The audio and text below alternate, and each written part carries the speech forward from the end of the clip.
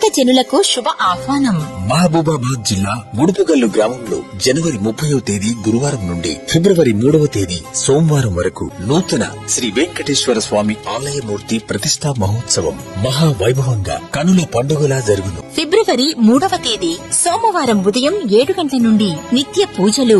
ఉదయం 9:50 రేవతి నక్షత్రయుక్త మీన లగ్నమందు వసంత పంచమిన పరమహంస పరివ్రాభికాచార్యులు శ్రీ శ్రీ శ్రీ త్రిదండి శ్రీ రామచంద్ర రామానుజ జీయర్ స్వామి భీమవరం వారి కర కమలముల చేత శ్రీ వెంకటేశ్వర స్వామి యంత్రమూర్తి ప్రతిష్ట ధ్వజస్తంభ శిఖర ప్రతిష్టా మహోత్సవములు అత్యంత వైభవోపేతముగా జరుగును.